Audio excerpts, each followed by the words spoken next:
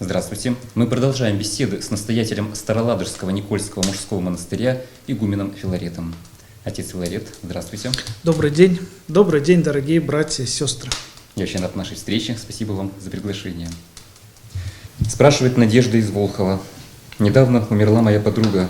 В церковь она не ходила и не была крещеной. Ее мать была атеистом. Скажите, можно ли мне, человеку верующему, ставить свечи своей подруги в храме за упокой? Вы знаете, все, что происходит в храме, является символическим.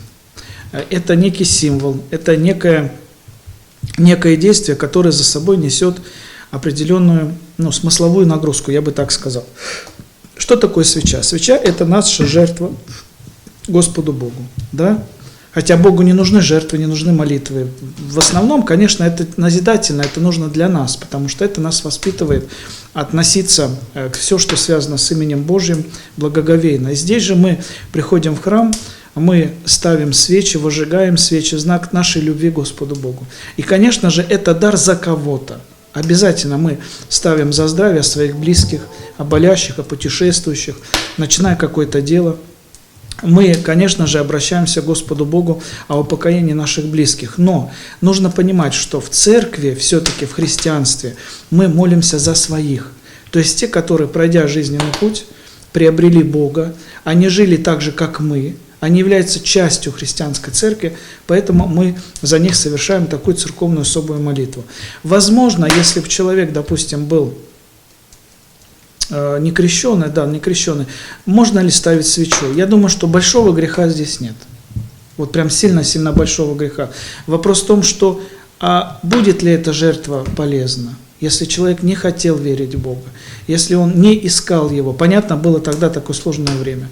Здесь нужно целесообразно. Понимаете, Господь никого насильно к себе не забирает, в рай там, да, быть там, где находится Он. Поэтому человек здесь на земле определяет, где он будет в вечности. Мы не можем доподлинно сказать, потому что это тоже тайна, которая сокрыта от человека. Но если вы хотите, конечно, молиться, вы можете делать добрые дела во имя своего близкого человека, знакомого. Можно приносить какие-то продукты на поминовение, когда у нас совершаются родительские субботы, пожалуйста. Ну, конечно, писать записку, ставить свечу, насколько это полезно, я думаю, что, наверное, пока можно от этого воздержаться. А вот делать добрые дела, вспоминая этого человека, почему бы нет? Доброе дело, оно всегда будет...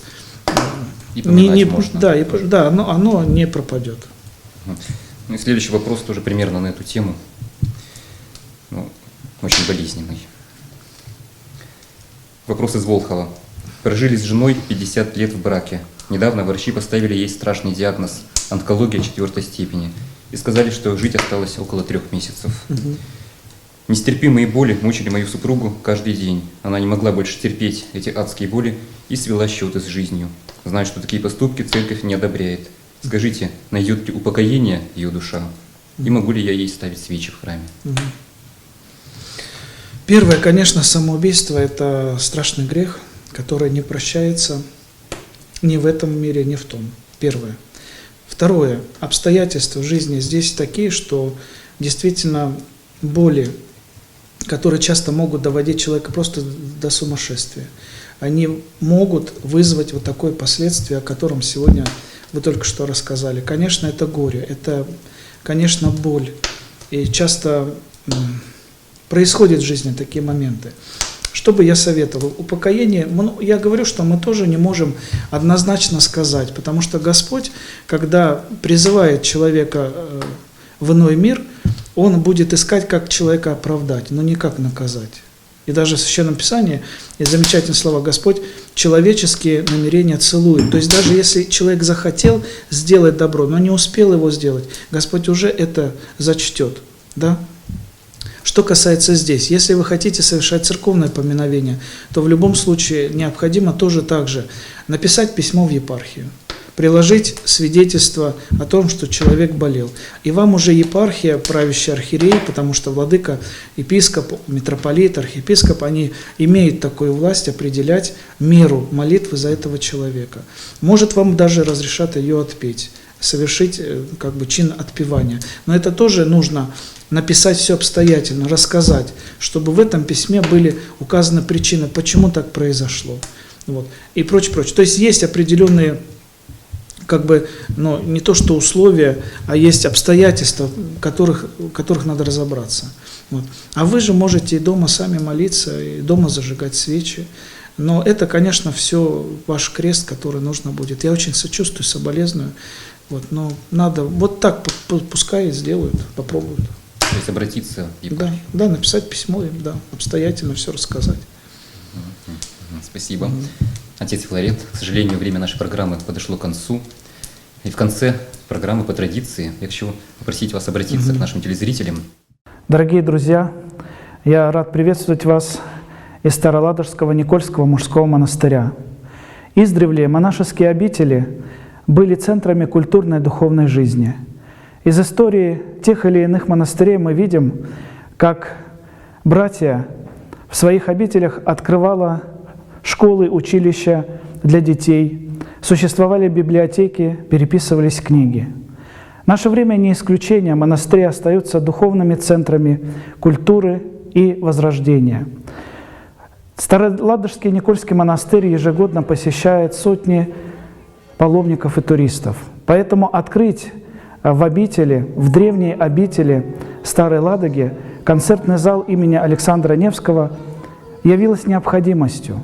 И сегодня мы можем уже принимать в своих стенах концерты духовной классической музыки, презентации, фотовыставки или выставки живописных картин. Приглашаем вас к нам в наш Староладожский Никольский мужской монастырь. Со всех краев земли русской едут сюда люди, чтобы оказаться у истока, остановиться, вспомнить наших великих предков и обрести силу, насладиться красотой родных просторов и впустить в сердце покой, войти в храм Божий, прикоснуться к величайшим святыням и наполниться. Приехав сюда однажды, вы обязательно захотите вернуться в это место. Место, где пересекается прошлое, настоящее и вечное. Паки возможете, и паки побеждение будете. И жаще совет совещеваете, разорит Господь. И слово, ежеаще возглаголите, не пребудет вас. Же вашего не убоимся, ниже смутимся. Господа же Бога нашего того освятим. Вас приглашает в незабываемое путешествие Никольский мужской монастырь в Старой Ладоге. Уникальный паломнический экскурсионный тур выходного дня – это возможность провести время в стенах древней обители, встретиться с настоятелем монастыря, трапезничать с братьями по монастырскому уставу, а также для вас подготовлена экскурсионная программа по обители и храмам Старой Ладоги. Не упустите возможность посетить поистине удивительное место. Место, где пересекается прошлое, настоящее и вечное.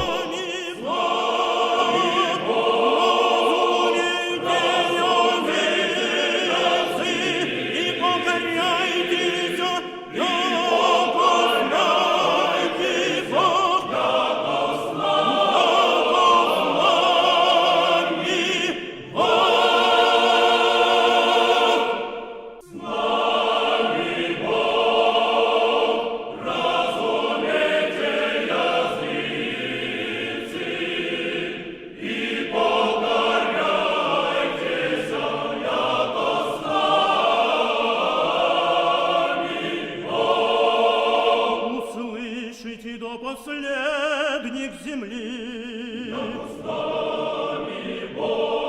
могущие покоряйтесь.